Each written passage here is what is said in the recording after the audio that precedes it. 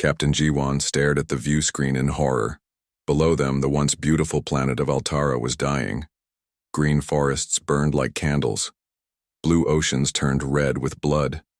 Cities that had stood for thousands of years crumbled into dust. The Vorthak had arrived 3 days ago. "Captain, we should leave," whispered Minho from the pilot seat. His hands shook as he gripped the controls. "If they find us here." Jiwan nodded, but did not give the order to retreat. Her ship, the Harmony's Edge, hung in the shadow of a dead moon. They had to record everything. Earth needed to know what was coming. The Vorthak ships looked like giant sea monsters made of metal and flesh. They were not built. They were grown. Each vessel pulsed with a sick green light. Tentacles as thick as buildings reached out from their hulls, grabbing anything that moved. Smaller ships tried to escape the planet's surface, but the tentacles caught them like flies in a web. "How many people live down there?" asked Nara, the communications officer. Tears ran down her face as she watched the destruction. 8 billion, Taehyung answered from his engineering station. His voice was flat and empty. 8 billion Altarans, all dead in 3 days. The Altarans had been a peaceful people. They grew the most beautiful flowers in the galaxy. Their cities were works of art, with towers that looked like crystal trees reaching toward the sky. They had never hurt anyone. They had no weapons stronger than hunting rifles. That did not matter. To the Vorthak, Jiwan had seen the reports from other conquered worlds. The Zenthari had been master soldiers with ships that could move faster than light itself. The Vorthak crushed them in 2 weeks. The Luxari were beings made of pure energy who could control matter with their thoughts. The Vorthak captured them and used them as living batteries. No one could stop the Vorthak Empire. In 50 years, they had conquered 73 star systems. Every species that met them either died or became slaves. There was no third option. The largest Vorthak ship hung over Altara's capital city like a dark cloud. It was the size of a small moon, with thousands of weapon ports covering its surface. This was the flagship of Overlord Kithara, the Supreme, leader of the Vorthak Empire. Even other Vorthak feared Kithara. He stood 12 feet tall with skin like black armor and eyes that glowed red in the dark. His voice could make brave warriors fall to their knees. His presence alone caused weaker beings to die of pure terror. "Recording everything, Captain," Nara said, her fingers dancing over her control panel. "Command will want to see this." Jiwan watched as the Vorthak began their final harvest. Giant tubes descended from their ships like the proboscis of enormous insects. They pierced the planet's crust and began drinking. Not just water or minerals, but life itself. Plants withered, animals collapsed. Even the bacteria in the soil died as the Vorthak machines sucked away every trace of biological energy. This was how they fed their living ships. This was how they powered their empire. They were vampires on a galactic scale. "Movement on the surface," Taehyung reported. "Looks like survivors trying to reach the evacuation points." Through their telescopes, they could see small groups of Altarans running through the burning streets, families carrying children, old people helped by the young. They ran toward spaceports where rescue ships waited. They would not make it. Vorthak ground forces were already moving to intercept them. The soldiers looked like walking nightmares. They stood 8 feet tall on legs like tree trunks. Their arms ended in claws that could slice through steel. Their faces were hidden behind masks that leaked poisonous gas. The first group of survivors almost reached a rescue ship when the Vorthak soldiers found them. What happened next made Nara turn away from her screen. Minho was sick into a wastebasket. Even Taehyung, who had seen combat before, went pale. The Vorthak did not kill quickly. They enjoyed causing pain. "That's enough," Jiwan said quietly. "We have what we need. Minho, take us out of here, silent running." The Harmony's Edge slipped away from the dead moon like a ghost. Its engines ran cold to avoid detection. One by one, the other observation ships in their small fleet followed. They were part of the Terran Reconnaissance Division, sent to study the Vorthak advance. What they had learned was simple. Earth was next. The Vorthak had been moving steadily toward human space for 3 years. They conquered every world in their path. Star charts showed their route would bring them to the Sol system within 6 months. Earth's leaders knew this day would come. They had been preparing since first contact with the galactic community 20 years ago. Humans learned quickly that the universe was not a friendly place. There were species out there that made Earth's worst dictators look like children playing with toys. So humanity prepared for war. "Captain," Nara said as they reached safe distance. "Incoming transmission from Fleet Command." Admiral Heejin's face appeared on the main screen. She was a small woman with gray hair and kind eyes. But Ji-won knew better than to judge by appearances. Heijin had commanded Earth's defense forces for 15 years. She had turned humanity's military from a collection of national armies into a single deadly force. "Report, Captain Park," the Admiral said. "Altara is gone, ma'am. Complete biological extraction. 8 billion dead." Ji-won's voice stayed steady through training and willpower. "The Vorthak fleet is moving toward the Kepler system. That puts them 4 jumps from Earth." Admiral Heijin nodded slowly. "Time frame? 6 months, possibly less if they don't stop to process their harvest." "Thank you, Captain. Return to Earth immediately. All reconnaissance teams are being recalled." The transmission ended, leaving the bridge in silence. Through the view screen they could see Altara in the distance. The planet that had once been green and blue was now brown and gray, dead. "What do we do when they come for us?" Minho asked. Ji-won looked at her young pilot. He was barely 22, fresh out of the academy. He had never seen real war before today. None of them had, except in training simulations.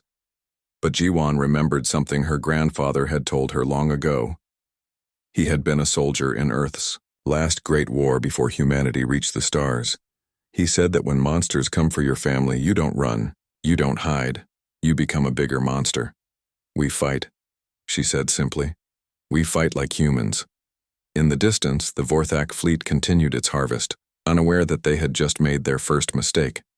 They had shown humanity exactly what they were capable of. Soon they would learn what humanity was capable of in return. 3 months after the fall of Altara, the Vorthak war fleet arrived at the edge of the Sol system. Overlord Kithara stood on the bridge of his flagship, the Devourer of Worlds, and smiled. His massive form cast shadows across the control deck, where dozens of his officers worked at living consoles that pulsed with organic light. This would be conquest number 74. The human system looked pathetic to his ancient eyes.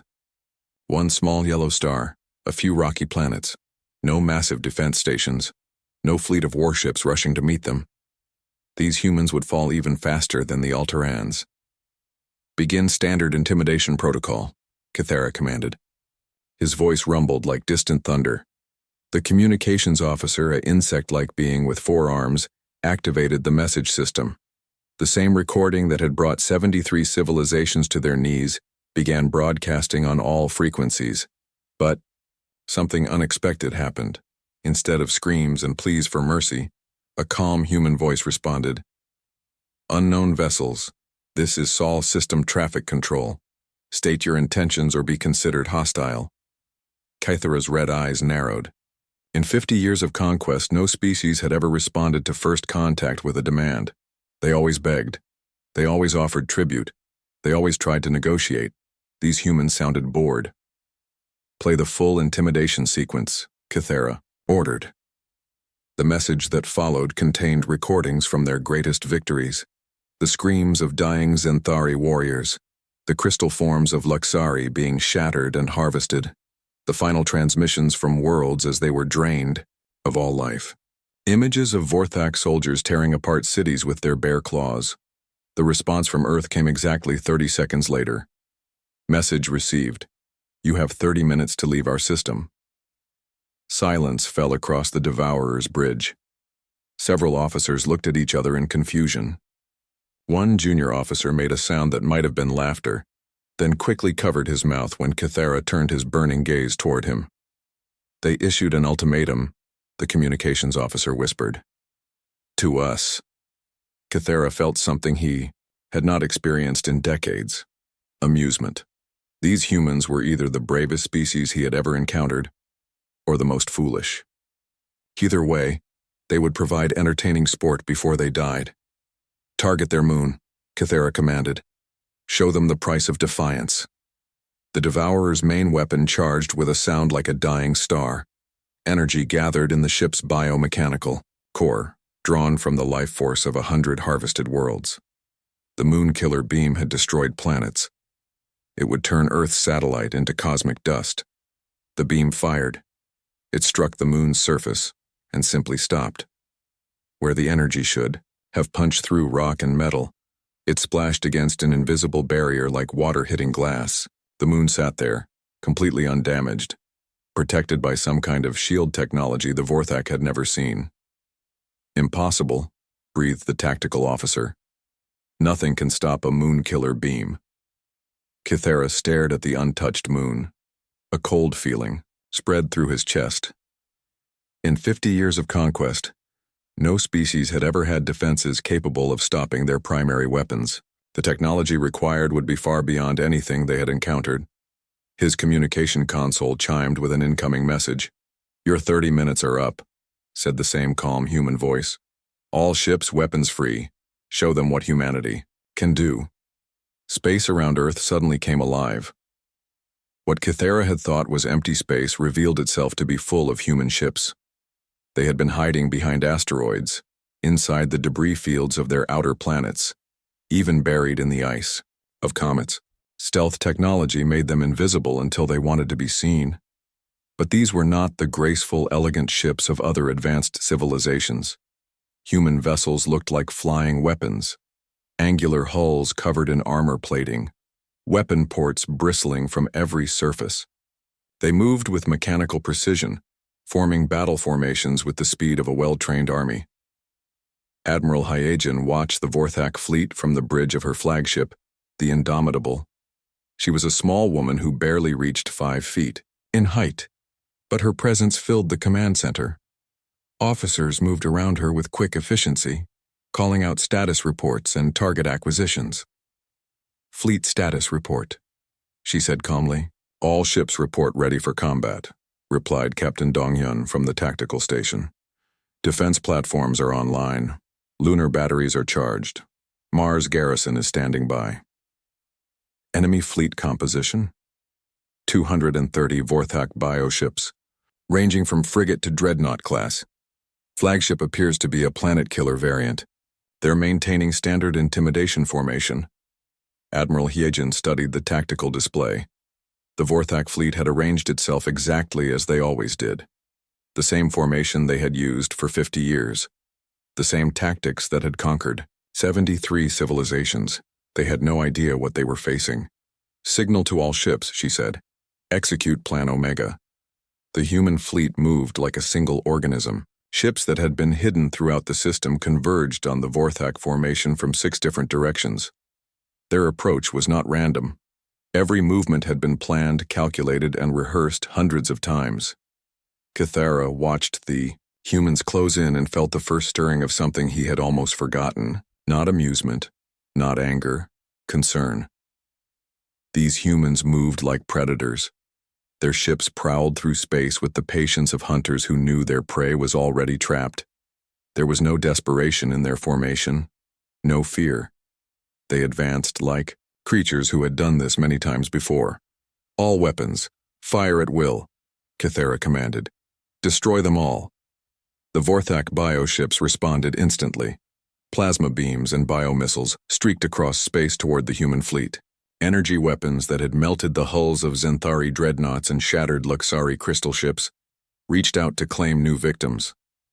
The human ships danced between the attacks like they were performing a ballet. Their movements were too precise, too coordinated. No species could dodge Vorthak weapons so easily unless they had fought them before. But that was impossible. These humans had never met the Vorthak in battle. The first human weapons reached the Vorthak formation, and Kythera realized his second mistake of the day. Human weapons were not energy-based. Instead of plasma beams and particle cannons, they fired solid projectiles, chunks of metal and ceramic moving at incredible speeds. The bio-armor that protected Vorthak ships from energy weapons was designed to absorb and disperse heat and radiation. It was not designed to stop kinetic rounds traveling at 10% of light speed. The first Vorthak cruiser died as a human. Railgun round punched through its hull like paper. The projectile continued through the ship's organic core, severing the neural pathways that controlled its biological systems. The great vessel convulsed once and went dark. "Adapt!" Kythera roared. "Modify armor composition to resist kinetic impacts." His ships tried to obey. Bioarmor began to thicken and harden, preparing to stop the next wave of human attacks. The next wave never came.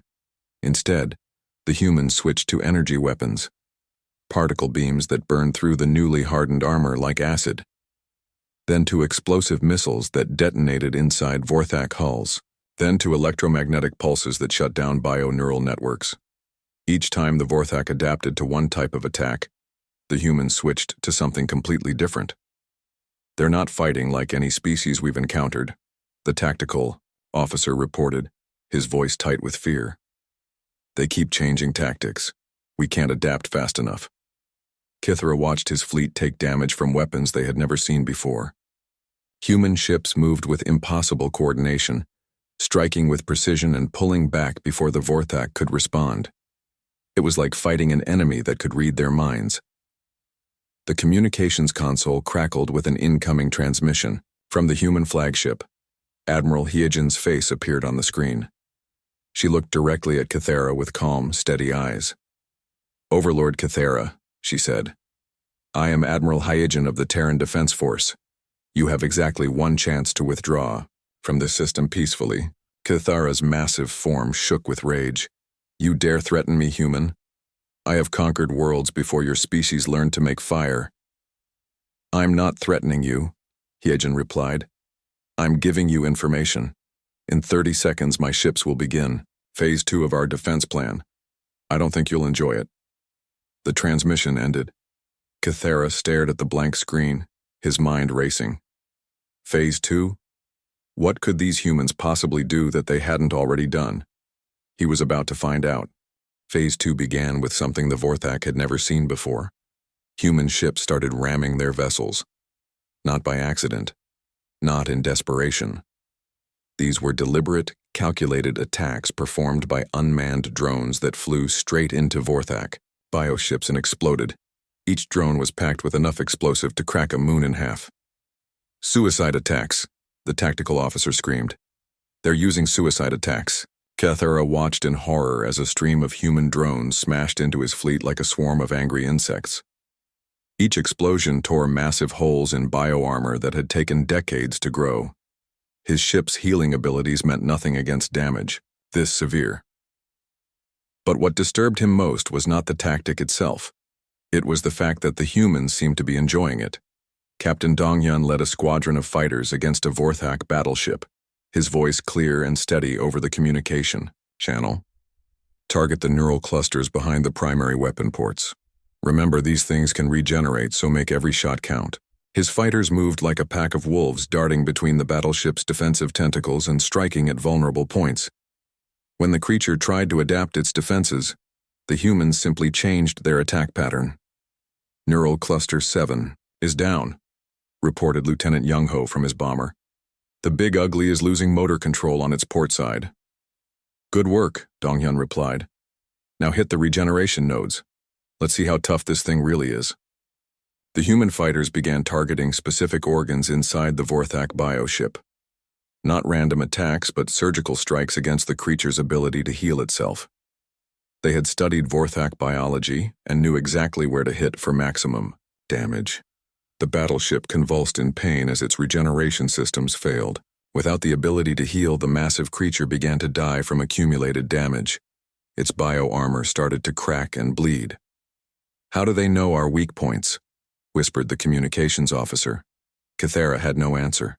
These humans fought like they had been studying Vorthak physiology for years. Every attack was precisely aimed at the most vulnerable systems. It was impossible unless they had captured and dissected Vorthak bioships before. But they had never met the Vorthak in battle. This was first contact, wasn't it? On the surface of Mars, Commander Sulgi watched the space battle through her tactical display. The Red Planet's defense platforms were her responsibility, and she intended to make sure none of the Vorthak ships escaped. Railgun batteries target the fleeing cruisers, she ordered. Full power. Let's show them what Martian hospitality looks like.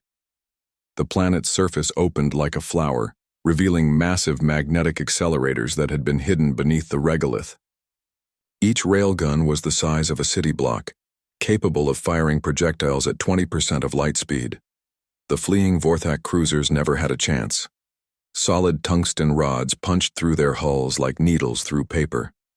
The bioships twisted and screamed as their organic systems died, their regeneration abilities overwhelmed by the massive kinetic damage.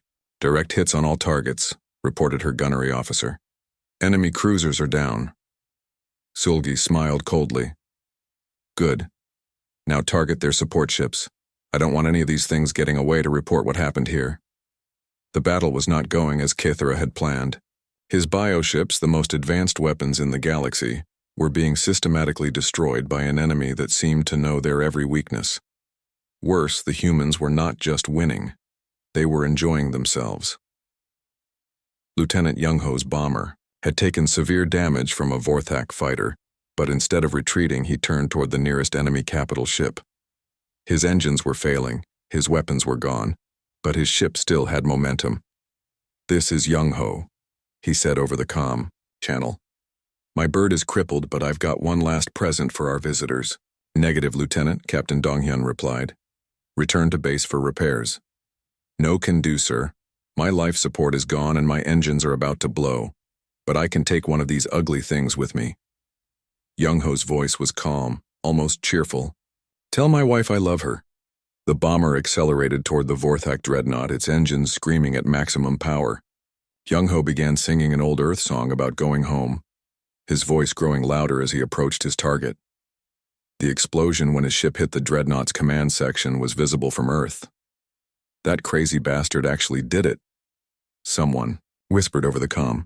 "He took out their command ship," another voice added. "Look at the others. They're losing coordination."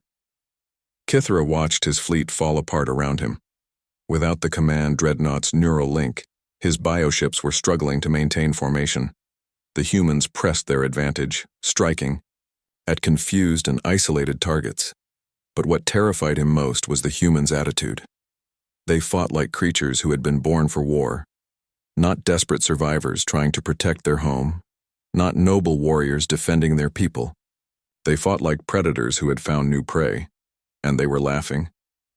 "Admiral," reported the tactical officer on the human flagship, "the enemy is beginning to retreat. Should we pursue?" Admiral Heejin studied the tactical display. The Vorthak fleet was indeed pulling back, but not in panic.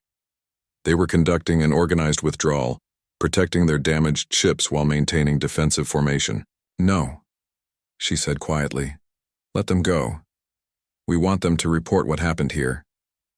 Captain Donghyun looked surprised. "Ma'am, we could finish them off." "We could," Heejin agreed. "But that's not the point. The point is to send a message. We want the galaxy to know what happens when someone threatens Earth." The Vorthak fleet limped away from the Sol system, leaving behind the wreckage of 30 bioships and thousands of dead. It was the first time in 50 years that they had retreated from a battle. On the bridge of the Devourer of Worlds, Kithra tried to understand what had happened. His fleet had been defeated by a species they had never fought before. Not just defeated, humiliated. "How did they know our weaknesses?" he asked his tactical officer. The insect-like being looked at his data displays with confusion. "I don't understand it, my lord. They targeted our neural clusters, our regeneration nodes, our bioarmor weak points. It's like they had complete technical specifications of our ships." "That's impossible. We've never encountered these humans before." "My lord," the communications officer said hesitantly, "there's something else. During the battle, I detected human ships using Zenthari stealth technology, and Luxari energy shields, and weapon systems I've never seen before." Kithara's blood ran cold. "What are you saying?" "I think the humans have been studying us, my lord. Not just our ships, but our tactics, our biology, everything. The officer's voice dropped to a whisper. I think they've been preparing for this war for a very long time. The overlord stared out at the stars, his mind racing. If the humans had been watching them, learning from them, then this defeat was not random chance. It was the result of careful planning and preparation. These humans were not just another civilization to be conquered. They were something far more dangerous. They were hunters, and the Vorthak had just become their prey. Back in the Sol system, Admiral Hyagin watched the enemy fleet disappear into hyperspace. Around her, the command crew began the process of damage assessment and fleet reorganization. Casualties? She asked. 17 ships lost, 43 damaged, Captain Dongyun reported. Personnel losses are light. Most of our casualties were from the drone attacks. Good. Hyagin turned to her communications officer. Send a message to Fleet Command. Tell them Phase 1 is complete. The Vorthak have taken the bait. Ma'am? This was never about defending Earth, she explained. This was about showing them what we can do. Now, they'll go back to their empire and tell everyone that humanity is a threat. That will make our job much easier. Captain Donghyun looked confused. What job, Admiral? Hyagin smiled, and for the first time since the battle began, she looked truly dangerous. The job of hunting them down. 2 weeks after the Battle of Sol, reports began flooding into Vorthak command centers across the galaxy. Human fleets were appearing everywhere, attacking Vorthak outposts and liberation convoys with ruthless efficiency. But these were not random attacks. They were coordinated strikes that showed impossible knowledge of Vorthak operations and defenses. General Sunwoo crouched behind the ruins of a Zenthari temple on their homeworld, watching Vorthak soldiers patrol the streets below. His marine company had been hiding in the planet's asteroid belt for 3 months, waiting for the perfect moment to strike. That moment had come. Remember the briefing, he whispered into his comm unit. These things regenerate damage and adapt to our weapons. So we hit them fast, hit them hard, and keep changing tactics. No mercy, no prisoners. His soldiers nodded silently. They were volunteers from Earth's Special Forces, trained specifically for this kind of operation. Each Marine carried multiple weapon systems and enough ammunition to fight for days without resupply. The Vorthak had made one critical mistake. They assumed their conquered worlds would stay conquered. They left only small garrison forces behind, confident that broken civilizations could never rise again. They had never dealt with humans before. Sunwoo raised his hand and dropped it sharply. His Marines moved like ghosts through the ruined city, using Zenthari architecture to mask their approach. The local population had been beaten down by years of occupation, but when they saw human soldiers moving to attack their oppressors, something stirred in their hearts. Hope. The first Vorthak patrol died without making a sound. Human weapons designed for stealth work cut through bio-armor like it was made of paper. The soldiers' regeneration abilities meant nothing against weapons that completely destroyed their neural systems. Patrol 1 down, reported Sergeant Minji over the comm. Moving to secondary target. Copy that, Sunwoo replied. Remember, we want them to know we're here. This isn't about stealth anymore, this is about making a statement. The Marines split into smaller groups, each targeting a different part of the Vorthak military complex. They moved with the precision of a machine, hitting command centers, supply depots, and communication arrays simultaneously. But the most important targets were the Vorthak themselves. Lieutenant June found a group of Vorthak officers in what had once been the Zenthari Capitol building. They were studying maps of human space, planning their next wave of attacks on Earth's colonies. They never got the chance to implement those plans. June's team used weapons the Vorthak had never seen before. Sonic disruptors that shattered their bio-armor from the inside. Chemical weapons that turned their own regeneration abilities against them. Energy fields that disrupted their neural networks. The Vorthak officers died screaming. Their adaptive biology unable to cope with attacks designed specifically to counter their strengths. Building secured, June reported. Intel packages recovered. These ugly things were planning to hit our outer colonies next month. Not anymore, Sunwoo replied, grimly. Across the city, similar scenes played out as human special forces systematically destroyed the Vorthak garrison, but they were not just killing soldiers. They were sending a message. Xanthari civilians who had lived in fear for years watched in amazement as their oppressors fell to human weapons. Some began to pick up arms themselves, joining the fight against their former masters. The Vorthak had ruled through terror, but terror works both ways. 3 star systems away, Colonel Jihoon led his Marines through the crystal caves of Luxar. The beautiful beings of living energy had been enslaved for years, their life force drained to power Vorthak bioships. Today, that would end. Contact front, whispered Corporal Taehyun. 20 Vorthak soldiers guarding the main harvesting facility. Jihoon studied the enemy position through his scope. The Vorthak were using captured Luxari as living batteries, draining their energy to power their equipment. The sight made his blood boil. Switch to Luxari-compatible weapons, he ordered. We don't want to hurt the prisoners when we break them out. Human weapon technology had advanced far beyond anything the galaxy had seen. These Marines carried gear designed to fight in any environment, against any enemy. Their rifles could fire kinetic rounds, energy beams, chemical weapons, or electromagnetic pulses depending on the situation. The Vorthak guards never knew what hit them. Jihoon's team moved through the facility like avenging angels, freeing Luxari prisoners and executing their captors with cold efficiency. The humans showed no mercy to enemies who had tormented innocent beings. All prisoners secured, reported Sergeant Nara. The Luxari are asking how they can help fight back. Tell them we'll be in touch, Jihoon replied. Right now we need to send a message to their former masters. The colonel activated a special device his engineers had prepared. It would broadcast a signal across the entire Vorthak communication network, using their own biotechnology against them. The message was simple: we are coming for you. Back on the Vorthak homeworld, Overlord Cathera received reports from across his empire.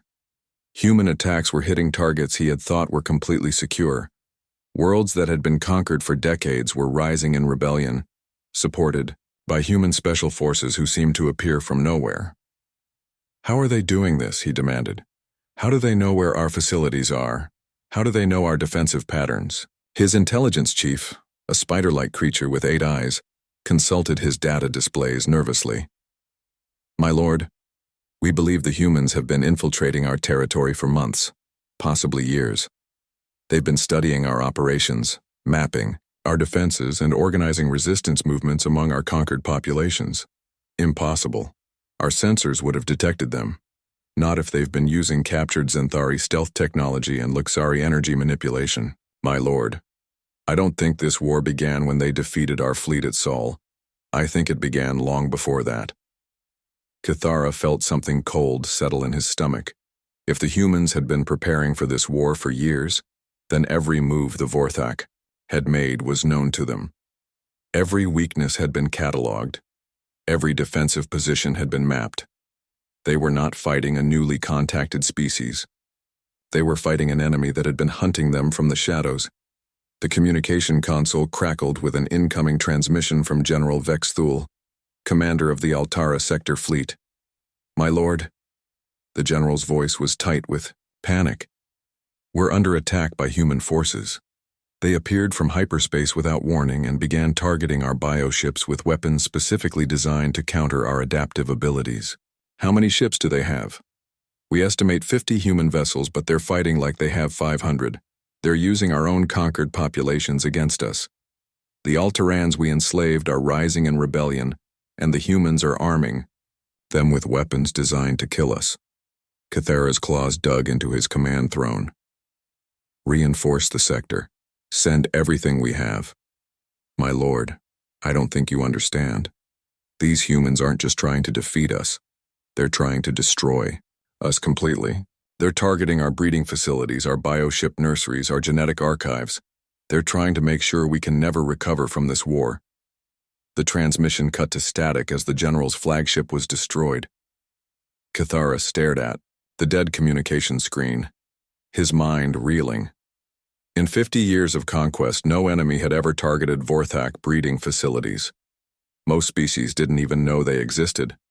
The fact that humans were specifically hunting for them meant they had been studying Vorthak biology far longer than anyone had realized. "My lord," his tactical officer said quietly, "we're receiving reports of human attacks on 17 different systems. They're not random strikes. They're targeting our most important strategic assets." "All of them at once?" "Yes, my lord, it's a coordinated campaign designed to cripple our ability to wage war." Kethera felt something he had not experienced in centuries. Fear. These humans were not just fighting a war. They were conducting an extermination campaign. They had studied the Vorthak Empire for years, identified its weaknesses, and now they were systematically destroying everything that made Vorthak civilization possible. On a distant world at the edge of Vorthak space, Captain Jiwan stood on the bridge of her command ship, watching as human fleets converged on Vorthak positions throughout the galaxy. Her reconnaissance mission had turned into something. Admiral Hijin watched from the bridge of the Indomitable as her massive fleet moved into position around the heavily defended planet. 300 human warships, supported by liberation fleets from a dozen formerly enslaved species, formed a perfect sphere around the Vorthak's last stronghold. "All ships report ready," Captain Dongyan announced. "Planetary defense systems are active. They have enough firepower to level a continent." "Good," Hijin replied calmly. "Let them fire. First, I want the galaxy to see what happens to species that threaten innocent civilizations." The Vorthak homeworld bristled with weapons that had been built over millions of years. Moon-sized defense platforms, orbital fortresses with bioarmor thick enough to stop planet-killer beams, energy shields that could absorb the output of an entire star. It was the most heavily defended world in galactic history. It would not be enough. Overlord Kethera stood in his command bunker deep beneath the planet's surface, watching his defenses prepare for battle. Around him, the greatest Vorthak military minds planned their final stand. "The humans are maintaining standard siege formation," reported his tactical officer. "They're not approaching. They're just waiting." Waiting for what? Before anyone could answer, space around the planet began to change. The human ships activated devices that the Vorthak had never seen before. Reality itself seemed to bend and twist as massive machines created artificial gravity wells. "They're building a cage," whispered the sensor operator. "Some kind of gravity net. Nothing can get in or out." Kethera realized what the humans were doing. They were not planning a conventional assault. They were going to starve the planet to death, cut off all supply lines, and wait for the Vorthak civilization to collapse from within. But that would take years, decades even. Then the humans revealed their true plan. "All ships, commence Operation Solar Storm," Admiral Hijin ordered. The human fleet began moving in perfect coordination, their ships forming geometric patterns around the Vorthak homeworld. At the center of each formation, massive vessels that looked more like industrial facilities than warships powered up weapons the galaxy had never seen. "What are they doing?" Kethera demanded. His science officer studied the sensor readings with growing horror. "My lord, they're using artificial gravity manipulation to destabilize our sun. They're going to make it go nova." The words hit the command bunker like a physical blow. The humans were not planning to conquer the Vorthak homeworld. They were planning to destroy the entire star system. "That's impossible," Kethera said, but his voice lacked conviction. These humans had already done things that should have been impossible. "My lord," the communications officer said urgently, "we're receiving a transmission from the human flagship." Admiral Hijin appeared on the screen once again. Behind her, human officers worked at consoles displaying star charts and gravitational calculations. "Overlord Kethera," she said in the same calm tone she had used throughout the war, "you have 1 hour to evacuate all non-combatants from this system. After that, we will trigger a solar collapse." "You're bluffing," Kethera snarled. "No species has technology capable of destroying a star." "No species until now," Hijin corrected. "Humanity spent the last 20 years studying stellar physics, preparing for this moment. We learned everything we could about your empire, your biology, your technology. and we decided that you represent an unacceptable threat to galactic peace." She paused, letting her words sink in. "Your species has had 50 years to prove it could coexist with others. Instead, you chose conquest and genocide. So we're returning the favor." The transmission ended. Around the dying star, human gravity manipulators began their work. Stellar material started flowing in unnatural patterns as artificial forces pulled at the sun's core. The process was slow but inexorable. Within hours, the star would collapse and then explode, taking everything in the system with it. Kithara stared at the tactical display showing his son's vital signs. The humans were actually doing it. They were going to kill a star to make sure the Vorthak Empire could never rise again. "My lord," his aide whispered, "perhaps we should consider evacuation." "No," Kithara said firmly. "If we die here, we die as Vorthak. We do not run from inferior species." But even as he spoke, he could see his officer's resolve cracking. Damar humans had done something that challenged the very foundations of Vorthak's superiority. They had proven that there were predators in the galaxy more dangerous than the Vorthak themselves. On the surface of the planet, Commander Junho led the first human ground forces to set foot on the Vorthak homeworld. His Marines moved through the capital city like ghosts, using stealth technology to avoid the panicking defenders. Their mission was not to conquer territory. It was to capture specific individuals. "Target located," whispered Sergeant Minji over the comm. "Overlord Kithara is in the bunker complex. Grid reference 7 Alpha. "Copy that," Junho replied. "All teams converge on the primary target. Remember, we want him alive." The Marines moved through the underground complex with the precision of a surgical strike. Vorthak guards fell to weapons designed specifically to counter their regeneration abilities. Blast doors that had stood for millennia crumbled under human breaching charges. Nothing could stop them.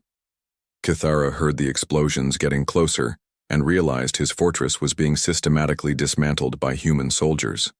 These beings fought with a level of tactical sophistication that surpassed even Vorthak military doctrine. "How many of them are there?" he asked his security chief.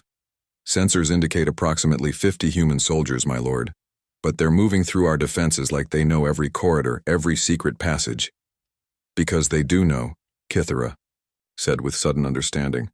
"They've been studying us for years. They know everything about us." The final blast door exploded inward, and human soldiers poured into the command bunker. Kithara had expected to see monsters, creatures as terrible as the Vorthak themselves. Instead, he saw beings that looked almost fragile, small, soft, covered in artificial armor instead of natural bioprotection. But their eyes held something that chilled him to his core, the absolute certainty of predators who had found their prey. Commander Junho stepped forward, his weapon trained on the Overlord's massive form. "Kithara, you are under arrest for crimes against galactic civilization." "I do not surrender to inferior species," Kithara growled. "You don't have a choice," Junho replied calmly. "Your empire is gone. Your fleets are destroyed. Your breeding. Worlds are ash. You're the last of your kind and you're coming with us." Kithara looked around at his cowering officers, then at the human soldiers who had invaded his most secure stronghold. For the first time in his existence, he understood what his victims had felt in their final moments. Complete, helpless terror. "Why?" he asked. "Why not just kill me and be done with it?" Junho tilted his head slightly. "Because the galaxy needs to see what happens to species that threaten innocent civilizations. You're going to stand trial, and then you're going to be executed publicly, so that every would-be conqueror in the galaxy understands the consequences of their actions." High above the planet, Admiral Hiejin received confirmation that the ground mission was complete. Kithara was in custody. The last symbols of Vorthak power had been captured or destroyed. "Admiral," her science officer reported, "stellar collapse will commence in 30 minutes. All human ships have cleared the blast zone." "What about the Vorthak civilians?" "Most evacuated when we gave them the chance. The ones who stayed, they made their choice."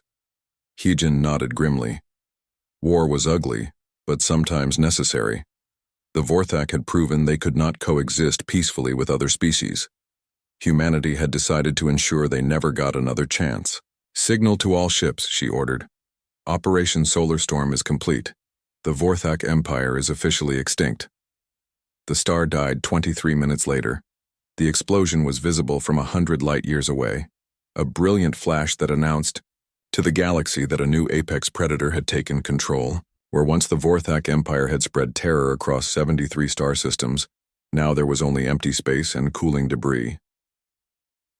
6 months later, Captain Jiwon stood on the observation deck of Earth's newest space station, watching as delegations from across the galaxy arrived for Cathera's trial. Representatives from every species that had suffered under Vorthak rule came to witness justice. The trial lasted 3 days. The evidence was overwhelming. Cathera was found guilty of genocide on a galactic scale and sentenced to death. But the real message had already been sent. In the weeks following the destruction of the Vorthak homeworld, reports reached Earth of hostile species throughout the galaxy, suddenly becoming much more peaceful. Trade disputes that had threatened to become wars were resolved through negotiation. Aggressive expansionist civilizations quietly withdrew their fleets. The galaxy had learned a simple lesson. Humanity was watching. Admiral Hyejin, now promoted to Supreme Commander of Terran Defense Forces, received a typical report during her morning briefing. "Ma'am," Captain Dongyun announced, "the Krell hegemony has withdrawn their invasion fleet from Rigel 7. They're citing diplomatic considerations as their reason. And the Saurian Collective? They've agreed to honor existing territorial boundaries. No more expansion into neutral space. The Hive Queens of Andromeda. See